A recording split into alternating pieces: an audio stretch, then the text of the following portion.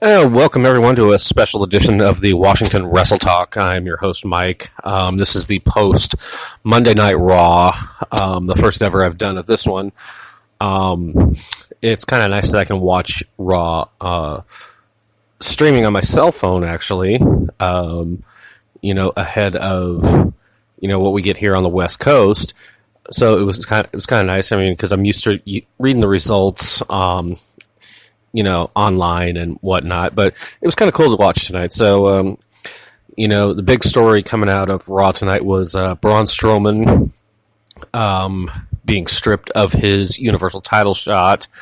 They did a storyline where he flipped over Vince McMahon's limousine, which, is, even for a guy like his size and his strength, it's virtually impossible to do because those things weigh so much and, it's just not physically possible. So they escort Strowman out of the building with police. They were in Memphis tonight. And they end up having a fatal four-way match later in the show. At the end of the show, 3 names were announced after they pled their case to Vince McMahon. It was Baron Corbin, who doesn't really get enough credit for his role in the company now. When he first debuted, he was the Lone Wolf, rattled off an incredible unbeaten streak in NXT, and then has just seemed to be misused here on the main roster. And then, of course, you had Drew McIntyre, who said he deserved a shot at Brock Lesnar. And then John Cena said he deserved a shot at Brock Lesnar. And then a whole cavalcade of people came. Apollo Crews, Kurt Hawkins, and then Finn-Balor came out, and Vince McMahon said that he didn't believe in Finn-Balor. So this set up a match with Balor versus Jinder Mahal. The story here, Jinder attacking Finn before the match, injuring his ribs, making it believe that making you think that he's not going to go, he's not going to be able to perform, that he's not going to, be able to compete because he's too injured. But in the end, Finn defeats Jinder Mahal to go on to the Fatal 4-Way. And we had some debuts tonight. It's kind of interesting how they're doing these NXT call-ups. They're going to be on both shows, I guess, for now, until they decide what to do with them. So tonight we saw EC3, we saw Lacey Evans. Nikki Cross was actually in a match teaming with Natalya and Bayley against the Riot Squad. And during the Moment of Bliss interview segment where Alexa Bliss was interviewing Paul Heyman, Heavy Machinery came out, and say what you want about Heavy Machinery, but they are pretty entertaining, especially Otis Dozovic. He is, for a big guy, I mean, he does basically what is the worm, but he calls it the caterpillar. I mean, can you picture a 300-pound man doing the worm? It's pretty entertaining. It's just comedic gold for me.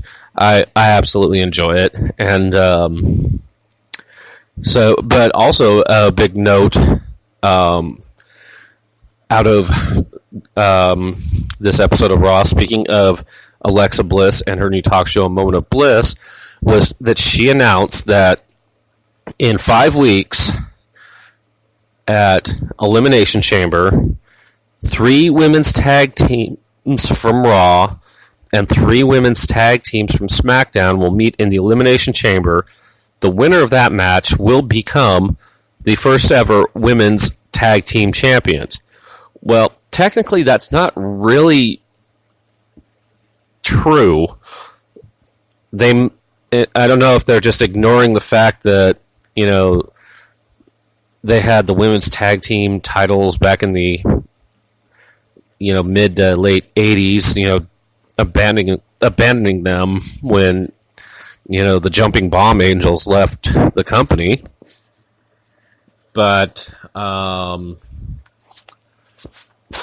the belts look actually pretty impressive. Very impressive design. But, we have to wait 5 weeks. So over the next, before they can be, whoever wins them or scripted to win them. We should know between now and then who the representatives from Raw and SmackDown will be. Now, I'm kind of at a loss for that because aren't they supposed to be two separate shows?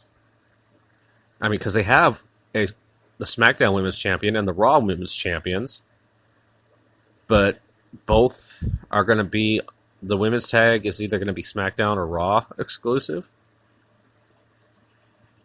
Well, I guess, it could be said that the Cruiserweight division is exclusive to Raw on a technicality, even though they tape it the same night as SmackDown tapings. But it'll be interesting to see, like I said, at Elimination Chamber, who walks out as the very first modern era women's tag team champions. Another big note out of this episode was a triple threat match for the Intercontinental title. Seth Rollins versus Bobby Lashley versus the defending champion Dean Ambrose. In the end, Bobby Lashley hits Dean Ambrose with a spear and pins Dean Ambrose to win the Intercontinental title for the first time, which was a surprise for a lot of people. But we'll just see where this goes, unless, it's going to be a 1 week thing and Ambrose regains it next week. We don't know. But as of right now, Bobby Lashley is the new Intercontinental champion. Now, back to the Fatal 4-Way. You have, 16-time world champion John Cena. You got Baron Corbin, who's the perpetual, underachiever, or overachiever, underachiever, whatever you want to call him. Always, he won the Money in the Bank match, but he squandered that. He won the Andre the Giant Memorial Battle Royal, and he squandered that opportunity. And then you had Drew McIntyre, who has been on a tear lately, and it would have been a great match to see, McIntyre versus Brock Lesnar. And then you had Finn Balor, who was the very first Universal Champion, but had to relinquish his title the night before, or the night after SummerSlam 2016, I believe it was. But yeah, he had to relinquish his title then. And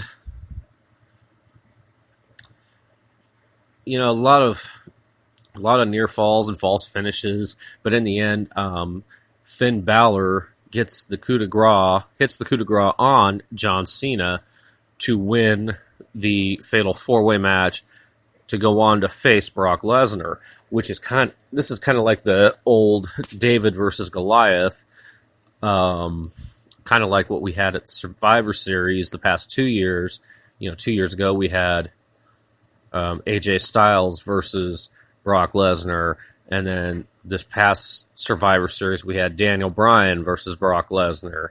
So it's going to be interesting to see, and most people don't know, or they might if they've done their history, that Brock Lesnar is actually a former IWGP Heavyweight Champion, and Finn Balor is a former IWGP Junior Heavyweight Champion, former Junior Heavyweight Tag Team Champion. They both, Finn pretty much cut his teeth in Japan before he came to NXT and later Monday Night Raw. So the main event now or I don't know if it's the main event, but the Universal title match is now set. It will be Finn Balor versus Brock Lesnar. No other real big news stories tonight other than on the WWE Network right now is a tribute to Mean Gene Okerlund called Well, Let Me Tell You Something, Mean Gene. just stories and good memories of the late great Gene Okerlund, who passed away on January 2nd of this year. Well, that's going to be a wrap up for this episode, guys. I hope you enjoyed listening to it. Don't forget to follow me on Twitter and hit me up on Facebook, of course on Instagram. But until next time, this has been your host, Mike, signing off for yet another edition of Washington Wrestle Talk. Until next time.